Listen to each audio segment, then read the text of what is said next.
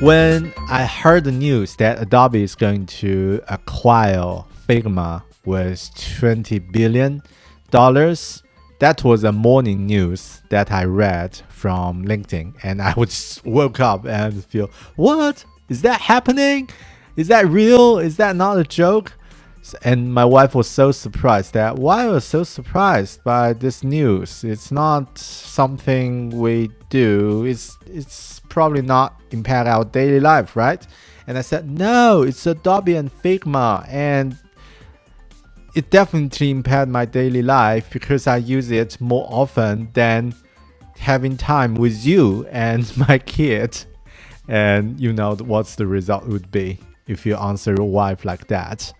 But yeah, as a joke, this is just a joke. But after a few days, I thought about it, and I think that's actually not that big news at first, because now I have some more thoughts, some proper time to consider this. So then I write a post on LinkedIn to share some of my feelings, my thoughts. And surprisingly, just a few lines which got nearly 30,000 impressions, and also more than 150 interactions, like comments and or likes, and many comments. Really interesting. So I would like to share more about this post. So what I feel from a designer's point of view. So first, I think it's okay if they make this business decision, because Figma doesn't own me anything. So this more like a business strategy choice, not a betrayal or breaking commitment. It's not like a rich guy takes your boyfriend or girlfriend thing. So it's not personal, in a short. So don't be emotional. But I do think that Figma didn't communicate well or do the reading room about how designers feel about Adobe, especially Adobe, right? And that's definitely they can improve. And the second point, now we have best product design tools compared to 10 years ago. And people might use Figma to doing some graphic design rather than product design, and we know that Figma knows that, because now we have much more options if you want to choose other tools or other apps for doing product design or screen design.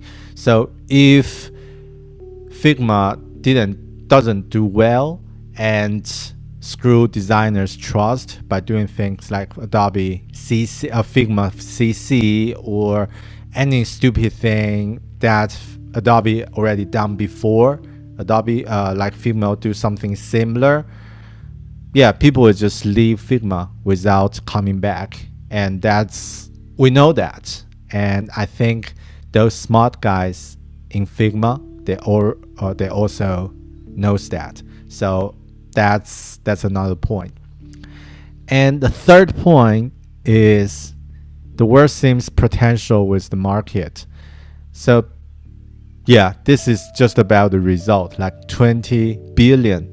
That's just in a few years. That's amazing. And I think it's an excellent incentive for entrepreneurs who want to create something awesome, and also show that how big this market is, how much potential it has, and which would be a drive for many new entrepreneurs. And we might have better tools considering this, so which is a really good way to do that. And AI aided design probably not far away. So yeah, I'm keen to see what will go on in the next few years. And the fourth point, a good product designer shouldn't spend more than 30% of their time in Figma, and spend more time on communication, presentation, sketches, and more importantly, thinking. So as long as Figma hasn't been involved as part of my design thinking process, it's okay. So this is more like a reflection rather than a suggestion. And I also got a feedback from a designer below, said that people using Figma for different use cases. So it plays a much bigger role in their operations. So it's not only for product designer. That's a really good point.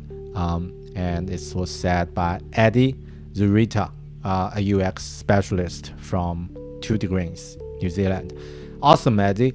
I totally agree in that. And this, as mentioned, this is more like a self-reflection. So as a product designer myself, I think I should not spend so much time in Figma, because that's just a small scope of the whole picture, and I want to spend more time on thinking and my strategy and other things. So yeah, that's another point as a fourth point.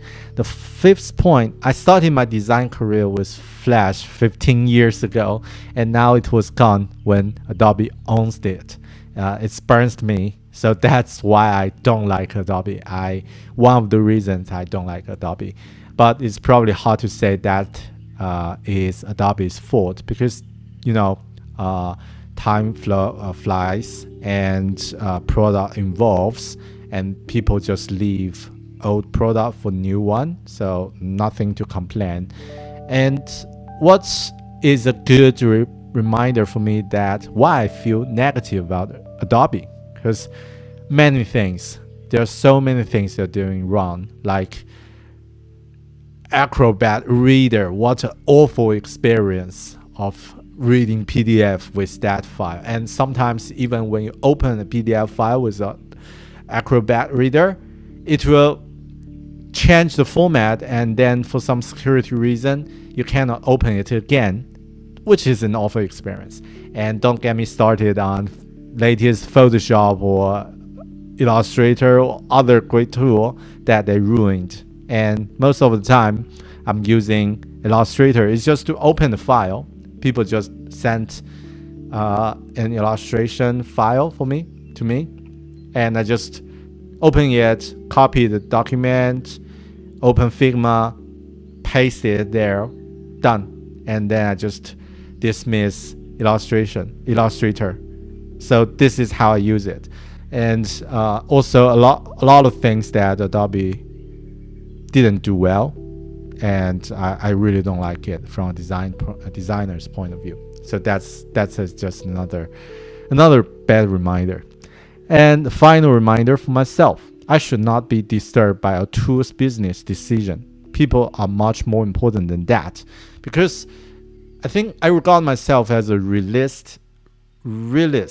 So as a realistic person, and I don't want to spend much more attention and my energy that's valuable on things I cannot control, like another company's business decision. This is out of my control. Yes, I need to shout out for what I don't like and what I like, and so that make sure that I expressed, and make sure that people might hear my opinion. But then I need to move on and focus on things that matter to me, rather than things matter to other people. So the last point is actually just a self-reminder. And after that, I start to think about this thing. Even I don't like it. I don't like Adobe, and I really don't want to see Figma will be ruined by Adobe's business strategy. And I think the best way that these two companies can work together is like a Netflix business model. Like for Netflix and other movie directors, Netflix just invest, give you the money, and then you do your thing, right? Okay, I don't want to be mess your decision. You just do your thing, and if you need money, great, take my money. And I really hope that the business model between Adobe and Figma would do something similar like that, and Adobe just give them the resource Figma need, provide the resource, the money, all the things, and keep keep Figma doing things they are doing awesome, that will be best. But who knows? That's the ideal situation, and keen to see it will happen like that. Right, that's my 2 cents on Figma, Adobe in Crowers, and hope that makes sense for you.